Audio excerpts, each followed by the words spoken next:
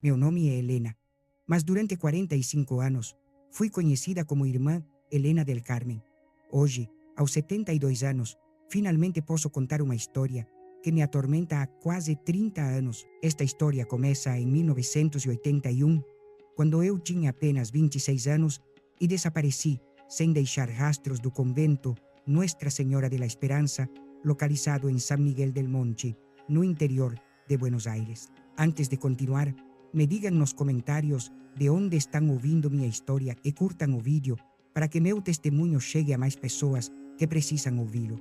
Durante 28 anos, houve várias especulações sobre meu desaparecimento. Algumas pessoas acreditaram que eu havia perdido a fé, outras pensaram que fugi com algum homem. Havia quem pensasse que morri em um acidente. Mas a verdade foi muito mais dolorosa e complexa do que qualquer um poderia imaginar. Vivi quase 30 anos sob outra identidade, em uma cidade distante, com um segredo que me corroía por dentro. Mas agora, depois de tanto tempo, sinto que chegou a hora de falar, porque existem histórias que devem ser contadas, por mais dor que causem.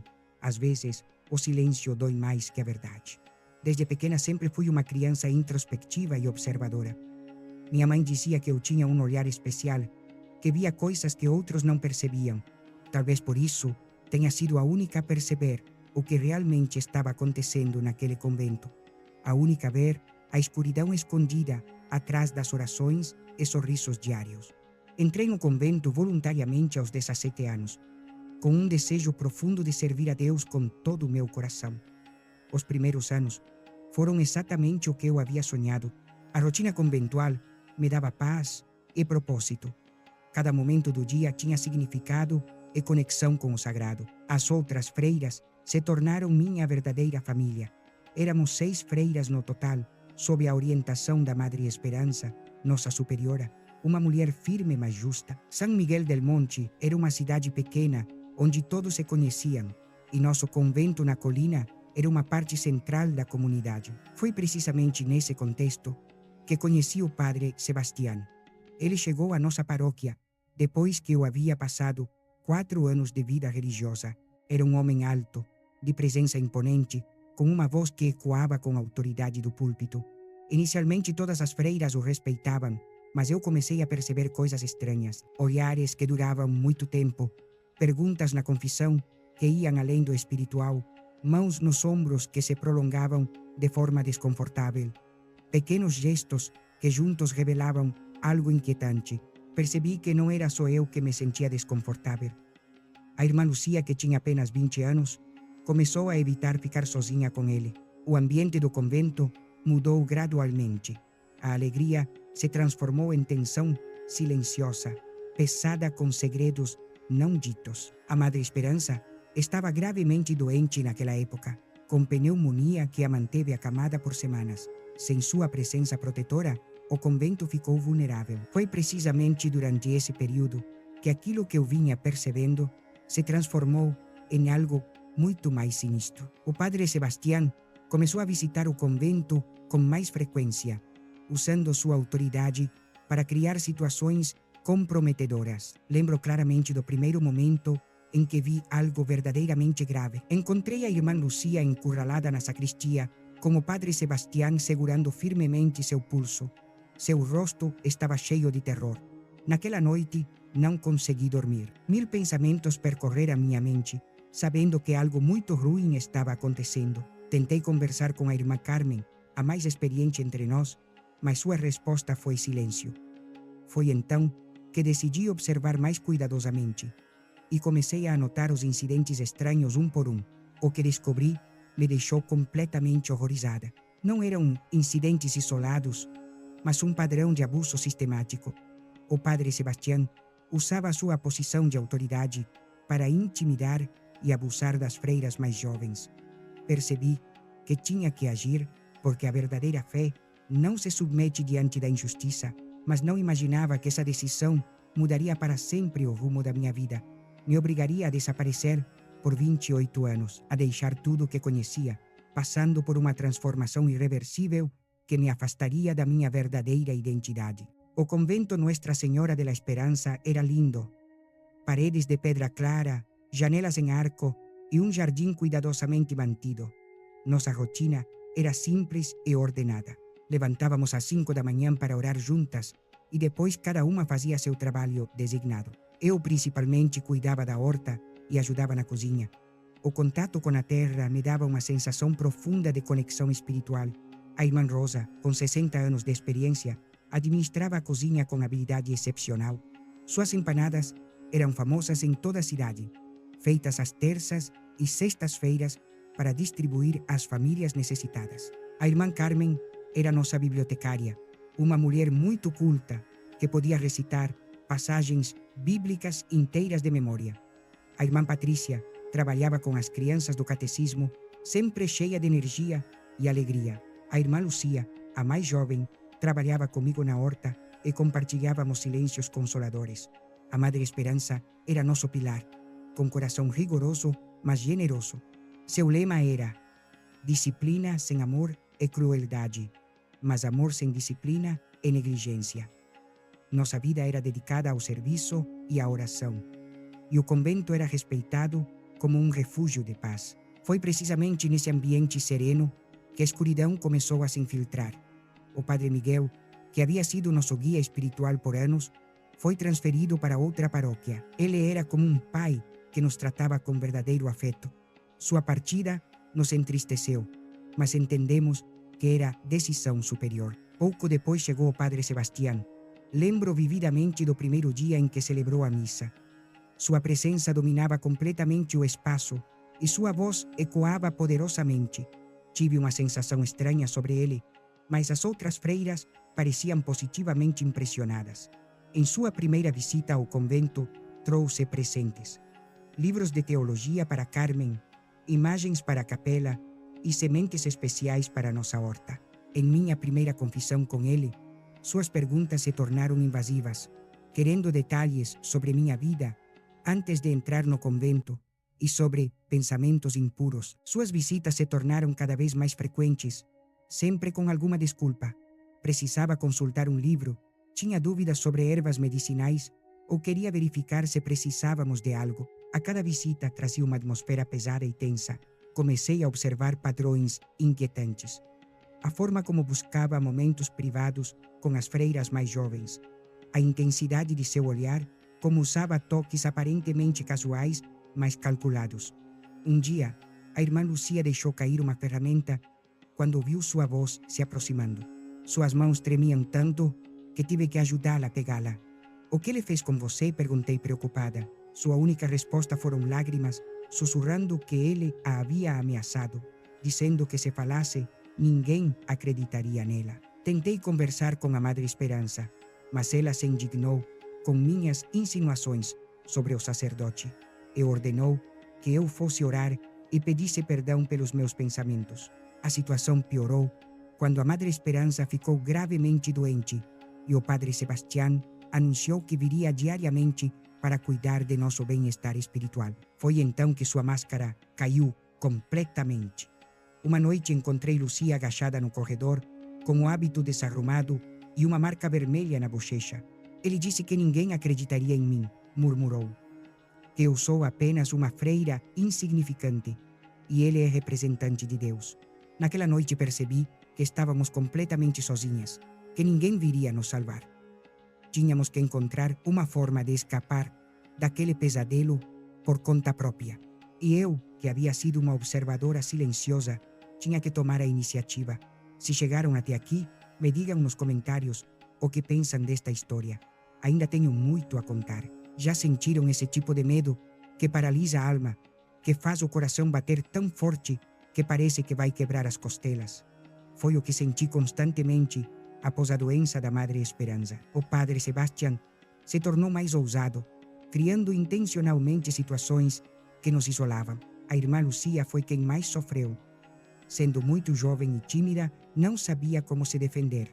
Várias vezes o vi encurralando-a contra a parede, falando muito próximo ao rosto dela, suas mãos acidentalmente tocando partes que nenhum homem deveria tocar.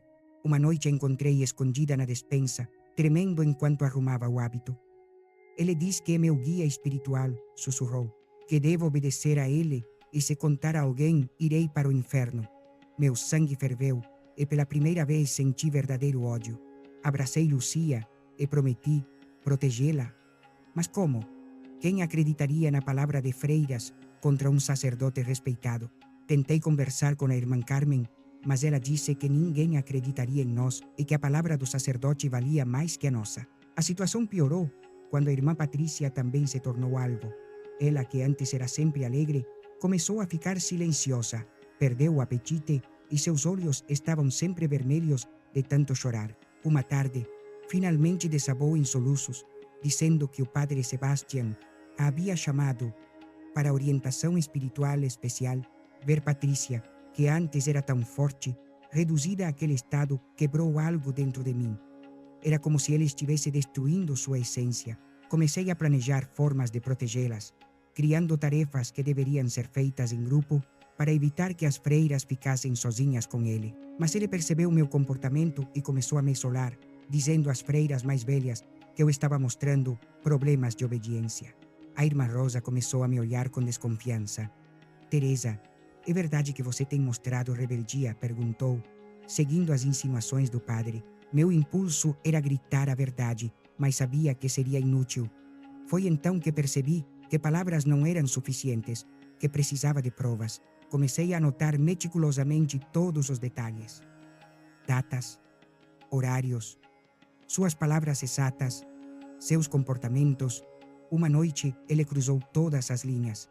Lucia chegou ao meu quarto tremendo tanto que mal conseguia ficar de pé. Seu rosto tinha marcas de dedos e o ombro do hábito estava rasgado. No confessionário, ele tentou, sussurrou. Disse que era penitência, que eu deveria entregar meu corpo a ele para me purificar. A raiva que senti era incomparável a qualquer emoção que já havia experimentado. Hoje acaba, declarei com firmeza. Na manhã seguinte, aproveitei uma licença para ir à cidade e fui diretamente ao escritório do bispo local. Depois de esperar 4 horas, finalmente consegui uma audiência. Quando finalmente entrei, minha coragem estava se esvaindo, mas encontrei força pensando em Lucia e Patrícia. Contei tudo, apresentei minhas anotações, expliquei os incidentes, descrevi como o padre Sebastián usava sua autoridade para nos intimidar. O bispo ouviu em silêncio e, quando terminei, suspirou profundamente. Irmã Helena, essas são acusações muito sérias. O padre Sebastián é um sacerdote exemplar. Tem certeza? Meu coração afundou. Apesar de todas as provas, a dúvida persistia. Tenho certeza absoluta, respondi com firmeza. Temo pelo bem-estar de minhas irmãs enquanto ele continuar tendo acesso ao convento. O bispo prometeu investigar, mas pediu absoluta discrição para não prejudicar a imagem da igreja. Saí com uma mistura de esperança e medo. 2 dias depois, o padre Sebastián apareceu no convento fora do horário regular, com o rosto contorcido de raiva. Ficou quase 1 hora de portas fechadas com a irmã Carmen. Quando saiu, Carmen parecia desesperada e o padre sorria triunfante. Ao passar por mim, sussurrou: Deus pune aqueles que mentem sobre seus servos. O bispo me contou tudo. Fiquei chocada. O bispo havia revelado tudo, inclusive quem havia feito a denúncia. Carmen veio ao meu quarto naquela noite. Helena, o que você fez? Foi ao bispo pelas nossas costas. Tentei explicar, mas ela balançou a cabeça decepcionada. O padre Sebastián diz que você tem problemas psicológicos, que está inventando histórias. O bispo acreditou nele e agora está exigindo que você seja transferida ou expulsa. A realidade me atingiu duramente. Não apenas acreditaram nele, mas agora seria punida por tentar proteger minhas irmãs. No dia seguinte, fui chamada ao escritório. O padre Sebastián já estava lá, lendo satisfeito a ordem do bispo de transferência imediata para um convento isolado em Jujuy por desobediência e calúnia contra um servo de Deus. Naquele momento percebi que dentro daquela estrutura não seria possível alcançar justiça. Foi então que tomei a decisão que mudaria minha vida para sempre. Não iria para Jujuy. Encontraria outro caminho, mesmo que significasse desaparecer. Nós vamos partir, disse às irmãs naquela noite. Assim, começamos a planejar nossa fuga, nossa libertação, nosso protesto silencioso contra o sistema que nos abandonou. Fugir. Essa palavra ecoava em minha mente dia e noite. Jamais sonhei que planejaria fugir do lugar que escolhi como meu lar, mas lá estávamos. 5 freiras assustadas, sussurrando no porão, cercadas por caixas de vegetais e conservas. A irmã Carmen expressou dúvidas. Se fugirmos, parecerá que somos culpadas. Dirão que temos algo a esconder. E temos, respondeu Patrícia amargamente. Temos que esconder nossa vergonha, nossa humilhação, o fato de que a igreja nos abandonou. A irmã Lucia apenas chorava silenciosamente, abraçando os joelhos. A irmã Rosa, a mais velha, ficou em silêncio por muito tempo. 60 anos, disse finalmente. 60 anos servindo a Deus dentro destas paredes. Quando meu pai me disse que eu me casaria com o Sr. Evaristo, eu tinha apenas 12 anos. Ele era um homem que carregava algo enormemente grande nas costas. Naquele momento, o mundo pareceu parar. Eu era uma menina do interior de Michoacán e mal sabia o que significava crescer. Acordava antes do amanhecer para ajudar minha avó na cozinha. Brincava com bonecas feitas de pedaços de pano velho. Meu maior sonho era ter sapatos novos para ir à missa, mas de um dia para o outro tudo desmoronou. Naquela noite, quando ouvi meu pai conversando com minha mãe, meu coração virou pedra. Não entendia completamente o que estava acontecendo, mas sabia que algo terrível se aproximava. Ainda não sabia o que era aquela coisa gigantesca que ele carregava nas costas. Mas quando descobri, já não tinha volta. Por favor, se esta história toca seu coração, deixe um like e nos comentários me diga onde está ouvindo. Seu apoio significa o mundo para nós. Meu nome é Helena Rodrigues. Hoje tenho 82 anos, mas esta história começou quando eu era apenas uma criança. Uma criança que teve que se tornar mulher sem nem mesmo entender o que isso significava. E aquela coisa gigantesca que ele carregava nas costas. Oh Deus, vocês não podem imaginar como isso mudou minha vida para sempre. Para entender minha história, preciso contar como vivíamos em San Miguel del Monte, no coração de Michoacán. Era a década de 1960 e a vida no campo era dura como pedra de rio. Acordava quando o sol nascia pela primeira vez, quando ainda havia névoa branca como algodão sobre as montanhas. Minha avó, Dona Refúgio, já estava acordada rezando terço, pedindo à Virgem para que as colheitas deste ano não se perdessem. Nossa casa era uma casinha feita de adobe, com chão de terra batida que minha avó varria 3 vezes ao dia. A avó dizia que casa suja é casa sem bênção.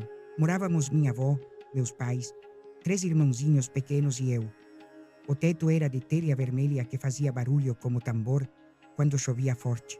Meu pai plantava pimenta e milho quando a chuva vinha na época certa. Quando chegava a seca, eu ouvia caminhar entre os sulcos secos, tirando o chapéu e coçando a cabeça, suspirando como se carregasse todas as preocupações do mundo. Minha mãe tecia belos chales para vender no mercado da cidade. Seus dedos voavam entre os fios como borboletas, criando desenhos que pareciam flores do céu. O calor do meio-dia era cruel. A terra rachava como pele seca e quando caminhávamos descalços, tínhamos que pular de sombra em sombra para que os pés não queimassem. As crianças da cidade competiam para ver quem conseguia ficar mais tempo parado sob o sol. Eu sempre aguentava mais, porque meus pés estavam calejados de andar sem sapatos. Nossa água vinha de um poço que meu bisavô cavou com as próprias mãos. Na época seca, a água tinha gosto de terra e ferro velho, mas era tudo o que tínhamos. Minha avó colocava folhas de hortelã para tirar o gosto amargo. Eu era uma menina que sonhava com coisas simples. Fazia bonecas com folhas de milho e pedrinhas. Meu tesouro mais precioso era uma boneca de pano que minha mãe costurou com pedaços de chales. Tinha cabelo de lã preta e um sorriso bordado com linha vermelha. A chamei de Esperança, como minha avó.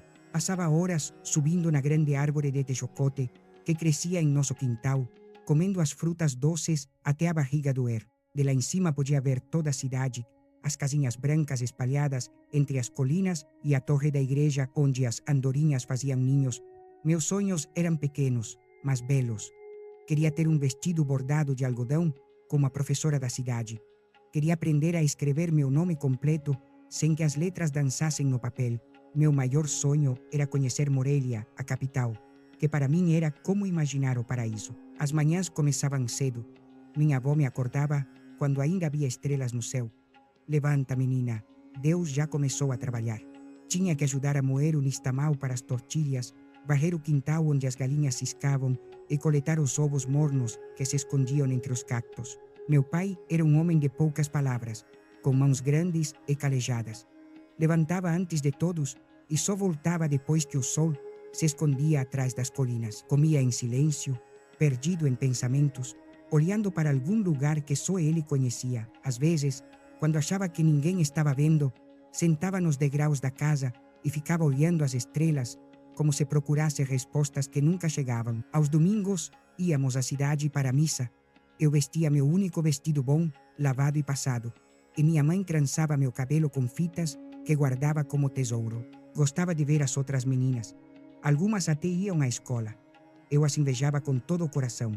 Queria aprender a ler livros de verdade, não apenas as letras dos letreiros do mercado. Depois da missa, ficávamos na praça e eu comprava doces de coco com os centavos que minha avó às vezes me dava. Era o momento mais feliz da semana.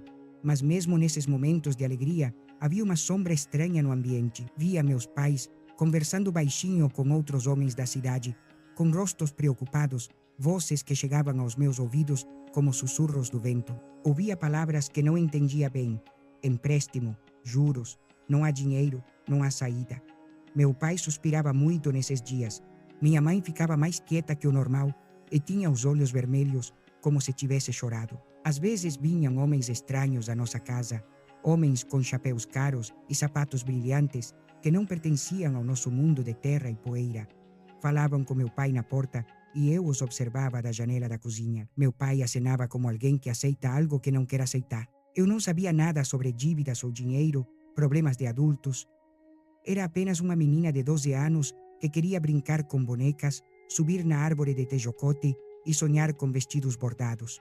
Achava que seria criança para sempre, que a vida nunca mudaria. Minha melhor amiga era Consuelo, filha dos vizinhos. À tarde inventávamos histórias debaixo da grande árvore de mesquite e fazíamos planos para quando fôssemos adultas. Quando eu crescer, vou ter uma casa com piso de mosaico, eu dizia. E eu vou aprender a bordar como as freiras do convento. Ela respondia. Mas tudo mudou numa tarde de outubro, quando as folhas do tejocote começavam a amarelar. Estava no quintal, brincando com Esperança, minha boneca, fazendo um vestido novo com pedacinhos de tecido que encontrei quando ouvi vozes na sala da nossa casa. Meu pai estava falando com minha mãe, mas sua voz era diferente, mais pesada, como se doesse quando as palavras saíam. Caminhei na ponta dos pés para não fazer barulho no chão de terra e me aproximei da porta silenciosamente. E ali ouvi as palavras que mudaram minha vida para sempre. Refúgio, já não há outro jeito, disse meu pai com voz trêmula. Ele veio de novo. Se não pagarmos até o final do mês, vai levar a casa, vai levar tudo. Minha mãe suspirou profundamente como se a alma fosse sair. E então, o que vamos fazer, Anselmo? Onde vamos conseguir tanto dinheiro? O senhor Evaristo disse que perdoa todas as dívidas, continuou meu pai. Mas tem uma condição. Meu coração começou a bater tão forte que achei que eles iriam ouvir. Não sei porquê, mas sabia que essa condição tinha a ver comigo. Que condição? Perguntou minha mãe, e sua voz tremeu como folha ao vento. Ele quer se casar com Helena. O mundo parou. Juro pela Virgem que parou. Foi como se um raio frio atravessasse meu peito e ficasse ali, queimando por dentro. Anselmo, você enlouqueceu? Minha mãe levantou a voz, mas era um grito abafado, desesperado. A menina tem apenas 12 anos. Eu sei, mulher. Você acha que não sei? Respondeu meu pai, e pela primeira vez na vida o ouvi chorar. Mas se não fizermos isso, vamos parar na rua. As crianças vão passar fome. Queria correr, queria gritar, queria me esconder, mas meus pés estavam pregados no chão como raízes. Era como se tivesse virado uma estátua de sal, como nas histórias que minha avó contava. O senhor Evaristo é um homem trabalhador, murmurou minha mãe, mas a voz não soava convencida. Tem terras, tem gado. A menina não vai passar necessidade. E prometeu esperar, acrescentou meu pai. Esperar ela crescer um pouco mais, até ser uma esposa completa. Não entendia exatamente o que isso significava, mas me assustava mais. Ainda é muito pequena, Anselmo, sussurrou minha mãe. Você se lembra de quando tinha essa idade? Lembra como é ser criança? Meu pai ficou em silêncio, por um longo tempo. Depois suspirou daquele jeito cansado de quando não tinha mais forças para lutar. Quando? Perguntou minha mãe com voz de derrota. Domingo que vem. Ele quer fazer direito no cartório. Domingo que vem. Apenas 5 dias. 5 dias para minha infância acabar para sempre. Saí correndo dali como alma perseguida pelo diabo. Corri até a árvore de tejocote e subi até o galho mais alto, onde ninguém podia me ver. E ali chorei até não ter mais lágrimas. Chorei até a garganta doer, até os olhos arderem, até achar que ia morrer de tanto chorar. Conseguem imaginar uma menina de 12 anos descobrindo que seria forçada a se casar com um homem velho que mal conhecia? Lembrei do Senhor Evaristo. Tinha visto ele no mercado da cidade, na igreja aos domingos. Era um homem grande, com ombros curvados, como se carregasse sempre um saco invisível. Tinha cabelo grisalho e mãos enormes cheias de calos, e sempre olhava para baixo com olhos tristes. Quando falava, sua voz saía rouca como latido de cachorro velho. Parecia ter a idade do meu pai, talvez mais velho, e sempre carregava aquela coisa gigantesca nas costas, como uma corcova que fazia seus passos lentos, como se cada passo doesse. E agora, esse homem seria meu marido. A palavra marido soava estranha e terrível na minha cabeça de menina. Não sabia bem o que os maridos faziam, mas sabia que para mim não seria nada bom. Fiquei na árvore até escurecer. Ouvi minha mãe me chamar de casa, mas não respondi. Não queria descer. Não queria ver o rosto de ninguém. Não queria que o que eu havia ouvido se tornasse realidade. Quando finalmente voltei para casa, todos estavam jantando em silêncio.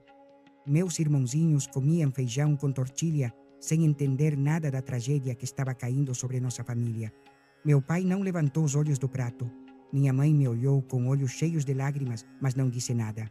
Sentei para jantar, mas a comida tinha gosto de terra. Havia um nó na garganta que não me deixava engolir nada.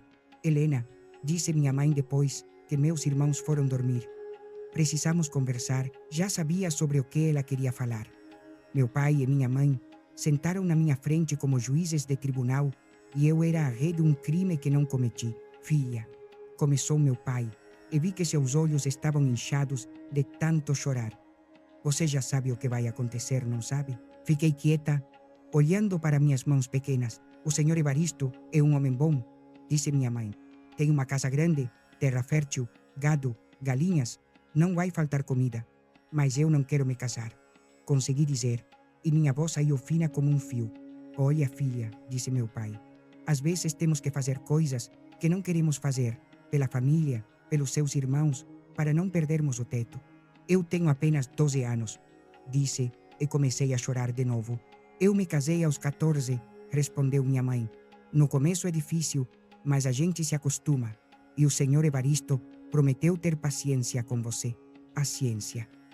Como se eu fosse um animal selvagem que precisava ser domesticado. Quero continuar sendo criança. Chorei. Quero continuar brincando. Quero aprender a ler. As letras não enchem barriga, Helena, disse meu pai, um pouco irritado. Você vai ser esposa de um homem rico. Vai ser respeitada na cidade. Respeitada.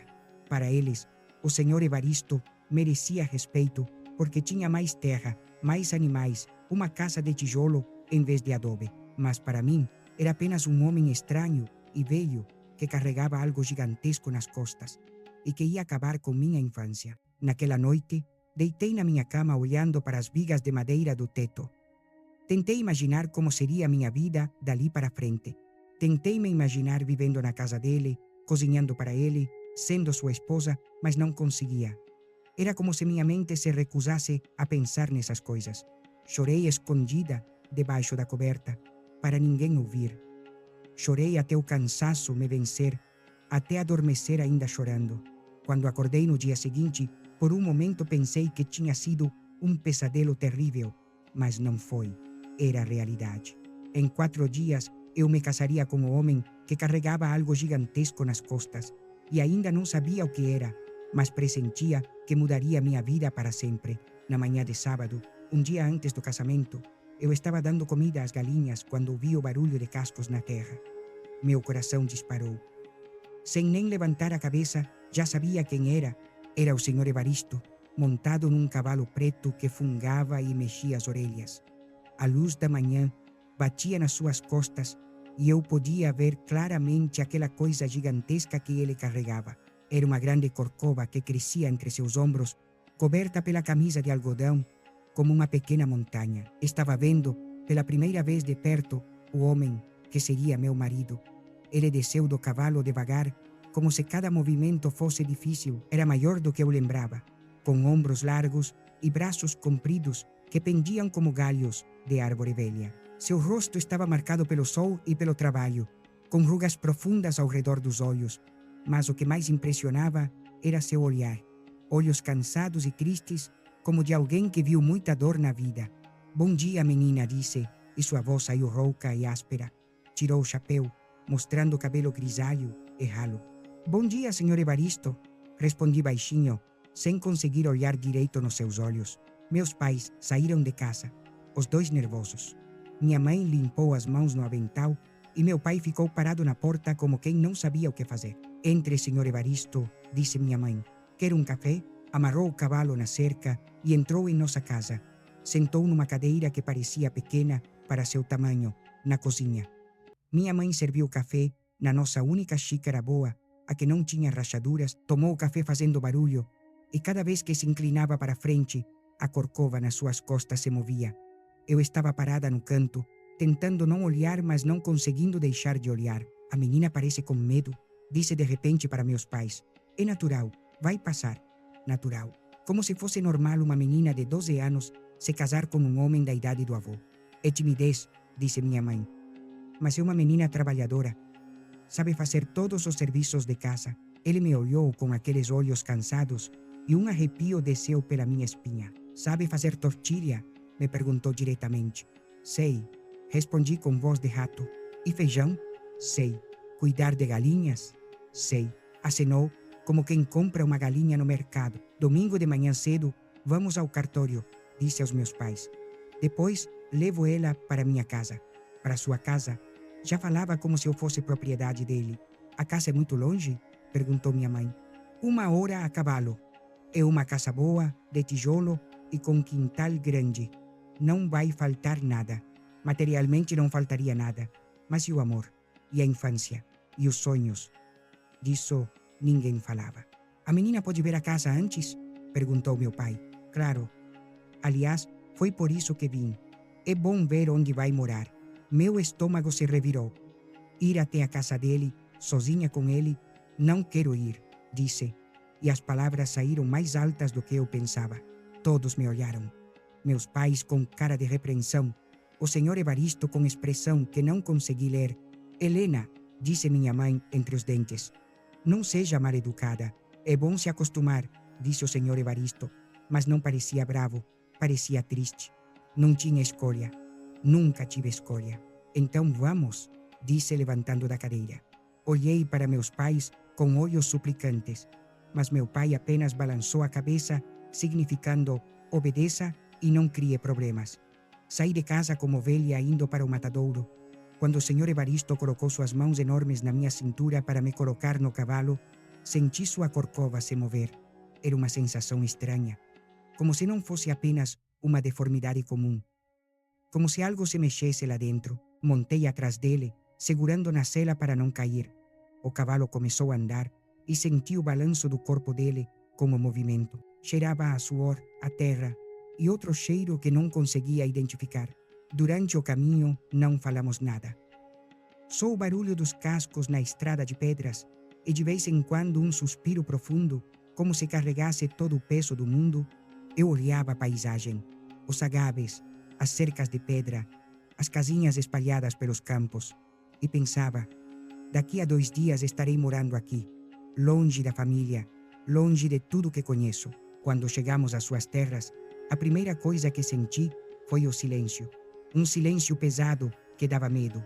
A casa era grande e de tijolo vermelho, com janelas gradeadas e um corredor largo na frente. Tinha um quintal enorme com árvores frutíferas, um poço de pedra e currais para os animais. É bonita, disse, descendo do cavalo. Construí com minhas próprias mãos há muitos anos. Havia algo estranho na sua voz quando falava da casa, uma nostalgia misturada com dor. Me ajudou a descer e me levou para dentro para conhecer. A casa era escura e cheirava a mofo. Os móveis eram de madeira pesada e velha. Nas paredes havia fotos de pessoas sérias que com certeza já estavam mortas. Era minha família, disse, apontando para uma foto grande.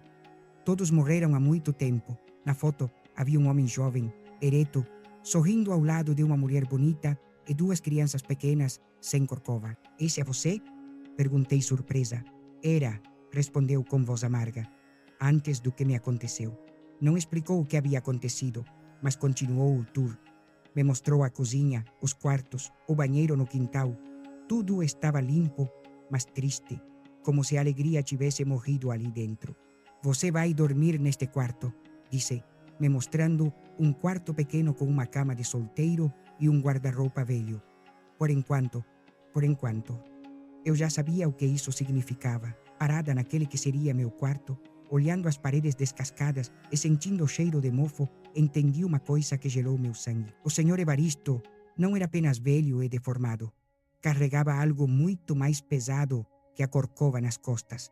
Carregava uma tristeza gigantesca que se sentia no ar como uma nuvem negra que o seguia aonde quer que fosse. Naquele dia, quando ele me olhou, com aqueles olhos cansados e tristes, senti que não me via como futura esposa, mas como a única esperança de não morrer sozinho. No caminho de volta, disse subindo no cavalo, em uma coisa que gostaria que soubesse, menina. O que é? Se nunca me casei antes, foi porque ninguém quis carregar meus problemas comigo. Você é minha última chance de não morrer sozinho. Suas palavras caíram no meu estômago como pedras. Não me escolheu por amor, me escolheu porque não tinha outra opção. No caminho de volta, montada atrás dele, uma pergunta martelava na minha cabeça. O que havia acontecido com o Sr. Evaristo para ter aquela corcova e por que eu sentia que havia algo mais ali dentro, algo que se movia. Ainda não sabia que o que ele carregava nas costas não era uma corcova comum qualquer. Era algo muito mais estranho, que mudaria minha vida de maneiras que nem podia imaginar. O domingo chegou como uma tempestade inevitável. Não consegui dormir bem a noite toda, me remexendo na cama e sentindo o coração bater como tambor no peito. Toda vez que fechava os olhos, via o rosto triste do Sr. Evaristo e aquela corcova gigantesca se movendo nas suas costas. Minha mãe me acordou quando ainda estava escuro. Levanta, menina, hoje é o dia, disse baixinho, e dava para perceber que ela também tinha chorado a noite toda. Levantei como se estivesse num pesadelo. Meu corpo se movia, mas eu não estava realmente ali. Era como se estivesse flutuando acima de tudo, observando uma menina se preparar para o casamento. Minha avó tinha feito um vestido novo para o dia. Não era branco como o das noivas, que às vezes via nos filmes da cidade. Era de tecido azul claro, o mais bonito que conseguiram comprar com o pouco dinheiro que tinha. Você está linda, menina, disse minha avó enquanto me vestia, mas vi lágrimas nos seus olhos. O vestido ficou grande porque meu corpo ainda era de menina, sem seios, sem quadris, apenas uma menina disfarçada de mulher. Minha mãe penteou meu cabelo com óleo de amêndoa e fez 2 tranças compridas. Depois tirou a única fita boa que tinha, uma fita vermelha guardada para ocasiões especiais, e amarrou no meu cabelo. Tomamos café da manhã em completo silêncio. Nem conseguia engolir a comida. Era como se tivesse pedras presas na garganta. Meus irmãozinhos me olhavam estranhamente, sem entender por que eu estava tão arrumada. O Sr. Evaristo chegou numa carroça puxada por 2 cavalos. Vinha limpo, camisa branca, calça preta e até um paletó velho que ficava apertado por causa da corcova. Tinha penteado o cabelo grisalho com brilhantina e cheirava a perfume barato. Bom dia, família, disse tirando o chapéu. Depois me olhou. Você está muito bonita, Helena. Não consegui responder. As palavras tinham sumido. Então vamos, disse meu pai pegando o chapéu. Não é bom se atrasar. Ir até o cartório da cidade foi como caminhar para minha própria sepultura. Na carroça, sentada ao lado do Sr. Evaristo, senti sua corcova se mexer com o balanço do caminho. Tentou conversar comigo, mas não conseguia falar. Depois de casada, vai ter que aprender muitas coisas, disse. Cozinhar para um homem que trabalha, cuidar da casa, das galinhas e do gado. Falava como um patrão, não como um marido. Sabe ordenhar vaca? Perguntou. Não muito bem, respondi baixinho. Então vai ter que aprender rápido. Continuamos o caminho em silêncio. Eu olhava as casas que passavam, as crianças brincando nos quintais, as mulheres estendendo roupa. Tudo parecia igual ao normal, mas para mim, tudo tinha mudado para sempre. Quando chegamos ao cartório, meu estômago estava cheio de nós de nervoso. Era um escritório pequeno, com algumas cadeiras de madeira e uma mesa onde um homem de óculos estava sentado cercado de papéis amarelados. Vieram para o casamento? Perguntou, sem tirar os olhos dos documentos. Viemos, respondeu meu pai. O homem me olhou por cima dos óculos e franziu a testa. Quantos anos tem a menina? 12, disse meu pai. O homem parou de escrever e me olhou fixamente. 12 anos é muito novo para casamento. Mas não é proibido, respondeu o senhor Evaristo, tirando papéis do bolso. Aqui está a autorização dos pais. O homem leu os papéis, suspirou profundamente e balançou a cabeça com desaprovação. Está bem? Então vamos acabar logo com isso. Começou a ler palavras que não entendi completamente. Falou sobre deveres, obediência, viver juntos até que a morte os separasse. Eu estava ali parada como estátua, com medo de chorar ou sair correndo. Evaristo Mendoza Guerreiro aceita Helena Rodrigues Villalpando como legítima esposa? Aceito, respondeu com voz firme. Helena Rodrigues Villalpando aceita Evaristo Mendoza Guerreiro como legítimo marido? As palavras ficaram presas na garganta. Todo mundo me olhava. Meus pais, o senhor Evaristo, o funcionário do cartório. O silêncio durou para sempre. Helena, sussurrou minha mãe, responda. Abri a boca, mas não saiu som nenhum. Era como se minha voz tivesse desaparecido para sempre. Aceito, consegui dizer finalmente, mas saiu tão baixo que quase ninguém ouviu. Pode repetir mais alto, por favor, menina? Pediu o funcionário. Aceito, disse de novo. E dessa vez, minha voz ecoou no pequeno escritório como martelada. Então, pela autoridade que a lei me confere, eu os declaro marido e mulher. Assim, em menos de 5 minutos, deixei de ser Helena menina para ser Helena esposa do senhor Evaristo. Quando saímos do cartório, eu me sentia como boneca de pano. Meus pais me abraçaram chorando. Minha avó sussurrou no meu ouvido: seja uma boa esposa, menina. Se obedecer ao marido, tudo vai dar certo. Depois subiram na carroça e foram embora. E eu fiquei ali parada vendo eles se afastarem. Meu pai levantou a mão para se despedir. Minha mãe limpou os olhos com o chale. E eu entendi que estava completamente sozinha com um homem que mal conhecia. Vamos para casa, disse o senhor Evaristo, tocando meu braço. Casa. A casa dele agora era minha casa também. No caminho de volta ele estava diferente, mais falante, como se agora que eu fosse propriedade dele, tivesse mais direito de falar. Você vai gostar da casa, disse. É muito melhor que a dos seus pais. Até tem privada dentro. Eu só acenei, sem vontade de falar. E você não vai precisar fazer trabalho pesado na roça como sua mãe. Só cuidar da casa, cozinhar, fazer trabalho de mulher, como se eu já fosse mulher. Eu tinha 12 anos. Quando chegamos às suas terras, o sol já estava se escondendo atrás das colinas. Com a luz do entardecer, a casa parecia ainda mais sinistra. Me ajudou a descer da carroça e disse: agora você é dona desta casa. Dona. Mas eu me sentia mais como prisioneira. Entramos na casa escura e ele acendeu as lamparinas de querosene. A luz amarela fazia as sombras das paredes dançarem como fantasmas. Deve estar com fome, disse. Tem comida na cozinha? Fui à cozinha e esquentei o feijão que estava numa panela. Jantamos em silêncio. Só o barulho das colheres batendo nos pratos de barro. Depois do jantar ele disse: vou mostrar seu quarto. Meu coração disparou. Era menina, mas sabia o que isso significava. Me levou ao quartinho que já tinha visto no dia anterior. Por enquanto você dorme aqui, disse. Quando crescer um pouco mais, aí vemos. Quando crescer um pouco mais. Sabia que não demoraria muito. Boa noite, disse, e saiu fechando a porta. Fiquei sozinha naquele quarto escuro, sentada na beira da cama. Tirei o vestido de casamento e vesti a camisola que minha avó tinha feito para mim. Me deitei naquela cama estranha que cheirava a mofo e solidão, e ali chorei. Chorei como nunca tinha chorado na vida. Chorei pela minha infância que tinha acabado. Chorei pelos meus pais que me venderam como gado. Chorei por mim mesma, porque ninguém chorava por mim. E naquela noite, deitada naquela cama fria, ouvi algo que gerou meu sangue. Do quarto ao lado vinham ruídos estranhos.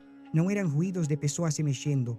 Era como algo grande se arrastando pelo chão. Os primeiros dias como esposa do Senhor Evaristo foram um pesadelo. Acordava antes do amanhecer, não porque alguém pedisse, mas porque não conseguia dormir. Os ruídos que vinham do quarto dele durante a noite não me deixavam descansar. Eram ruídos estranhos, como algo pesado se movendo de um lado para outro, algo se arrastando pelo chão de madeira. Às vezes ouvia gemidos abafados de dor ou cansaço. Minha rotina começava pesada desde a madrugada. O Senhor Evaristo batia na porta do meu quarto às 5 da manhã dizendo: "Levanta, menina. O trabalho não espera ninguém." Menina. Já nem me chamava pelo nome. Levantava como sonâmbula e ia à cozinha fazer o café forte e amargo que ele gostava.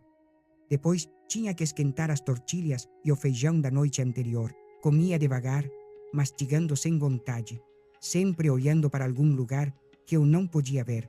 Com o olhar perdido, às vezes olhava para a cadeira vazia do outro lado da mesa e suspirava fundo, como se a alma fosse sair. Depois do café da manhã, saía para a roça e eu ficava sozinha naquela casa grande e silenciosa. Tinha que lavar roupa no tanque do quintal, varrer todos os cômodos, dar comida às galinhas e às 2 vacas que ele criava e preparar a comida para quando ele voltasse. Durante todo o dia, trabalhava pensando nos ruídos da noite anterior. O que se movia no quarto dele? Por que parecia algo se arrastando? Quando voltava da roça no fim da tarde, chegava cansado e calado. Sentava na cadeira de madeira do corredor, olhando as colinas. Ficava ali como se esperasse algo que nunca ia chegar. Às vezes tentava conversar. "Como foi o dia?" perguntava. "Foi", respondia sem nem me olhar. "O milharal está crescendo bem?"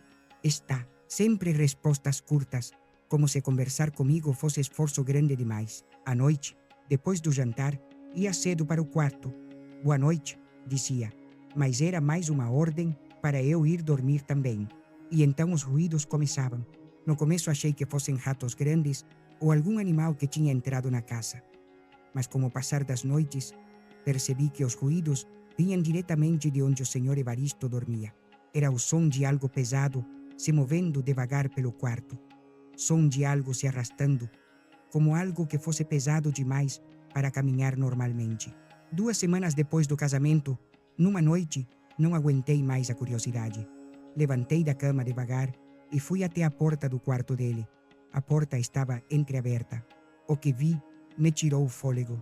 O Senhor Evaristo estava de pé na frente de um espelho grande, sem camisa. Mas o que ele tinha nas costas não era uma corcova comum. Era algo que se movia, algo que parecia vivo. Era como se tivesse outro ser grudado nas suas costas, com bracinhos que se mexiam e algo como uma cabeça que aparecia por cima do seu ombro. Tampei a boca para não gritar. Era como se o Senhor Evaristo tivesse um irmão gêmeo siamês, estranho e deformado, mas vivo, grudado nas suas costas. "Sei que você está aí", disse o Senhor Evaristo sem se virar para mim. "Entre." Meu coração parou. Fui descoberta espionando. "Entre, Helena. É hora de saber a verdade." Empurrei a porta devagar e entrei no quarto dele. Quando se virou para mim, pude ver claramente o que ele carregava nas costas. Era um homenzinho, como um anão, mas que tinha crescido, grudado nas costas do Senhor Evaristo. Tinha a cabeça normal, mas pequena, bracinhos finos que pendiam para os lados e os olhos. Oh Deus, os olhos estavam abertos e me olhando. "Este é Prudêncio", disse o Senhor Evaristo com voz cansada. "Meu irmão gêmeo."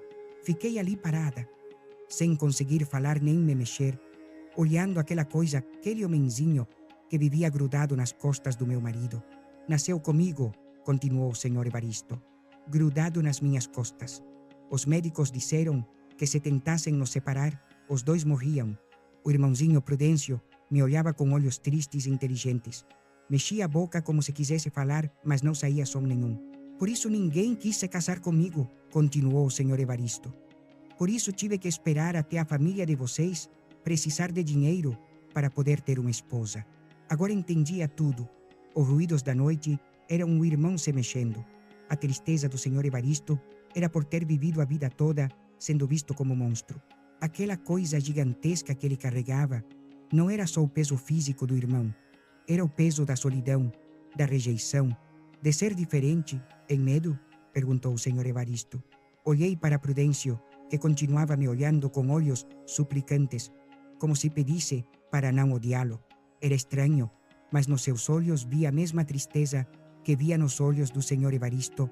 Não, consegui dizer, não tenho medo, e era verdade. Depois do primeiro susto, o que senti foi pena. Pena de dois irmãos que tiveram que viver a vida toda carregando aquela diferença, aquele peso que os fazia diferentes de todas as outras pessoas. Prudêncio não pode falar, explicou o senhor Evaristo, mas entende tudo, é muito inteligente. Às vezes à noite nós conversamos, eu falo e ele responde com gestos. Naquela noite, pela primeira vez desde o casamento, o senhor Evaristo e eu tivemos uma conversa de verdade. Me contou como tinha vivido, como quando crianças as pessoas da cidade os apontavam, como a família os escondeu durante anos. Minha mãe morreu de tristeza, disse. Não aguentou os olhares, os comentários. Meu pai nos criou sozinho, até morrer também. Desde então vocês vivem sozinhos? Perguntei. Sozinhos, trabalhando a terra, longe de todo mundo. Por isso, quando soube que sua família precisava de dinheiro, pensei que era minha chance de não morrer sozinho. Olhei para Prudêncio, que estava com os olhos fechados, como se estivesse cansado. Ele também fica triste, continuou o senhor Evaristo. Ele também precisa de amigos. Ele também quer que alguém o trate como pessoa, não como monstro. Naquele momento entendi o que o senhor Evaristo realmente carregava de gigantesco nas costas. Não era só o peso físico do irmão, era o peso de uma vida inteira de rejeição, de solidão, de ser diferente num mundo que não aceita diferenças. Por isso casei com você, disse. Não foi por amor, não sei o que é isso. Foi por precisar que alguém nos visse como pessoas, não como bichos estranhos. Naquela noite voltei para o meu quarto com o coração pesado, mas não mais de medo, e sim de compreensão. O senhor Evaristo e Prudêncio não eram monstros, eram dois irmãos que tiveram que viver carregando uma diferença que os tornava únicos no mundo. E essa diferença era ao mesmo tempo sua maldição e sua solidão. Os meses seguintes foram diferentes. Como sabia o que eram os ruídos da noite, não tinha mais medo.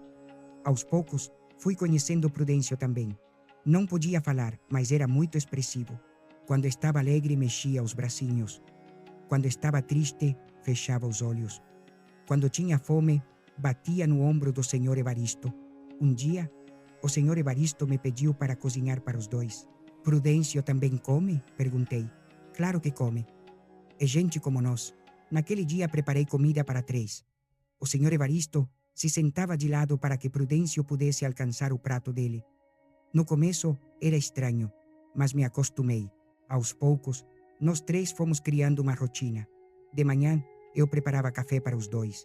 O senhor Evaristo saía para a roça com Prudêncio nas costas. De tarde, voltavam cansados e jantávamos juntos. Não era uma família normal, mas era uma família. Quando completei 13 anos, o senhor Evaristo fez uma pequena festa. Até trouxe um bolinho da cidade e vela. Prudêncio parecia animado, mexendo os braços como se estivesse batendo palmas. Obrigada, disse para eles. Foi o aniversário mais bonito que já tive, e era verdade. Meus pais nunca tiveram dinheiro para festejar aniversário. Helena, disse o senhor Evaristo naquela noite, você é feliz aqui? A pergunta me surpreendeu. Pensei um pouco antes de responder. Não sou infeliz, respondi honestamente. No começo tive medo, mas agora não tenho mais. Vocês são pessoas boas. Será que um dia você poderá nos amar? Perguntou. Olhei para Prudêncio, que me olhava com olhos suplicantes. Depois, para o senhor Evaristo, que baixou a cabeça, esperando rejeição. Já amo, respondi. Não como esposa ama marido, mas como família. E era verdade.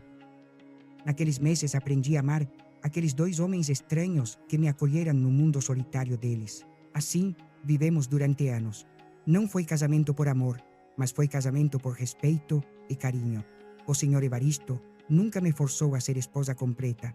Respeitou minha juventude e minhas decisões. Quando completei 16 anos, algo mudou. Tinha crescido, já era mulher feita. Uma noite, o senhor Evaristo bateu na minha porta. Helena disse. Agora você é adulta. Se quiser ir embora, pode. Vou te dar dinheiro para você começar vida nova.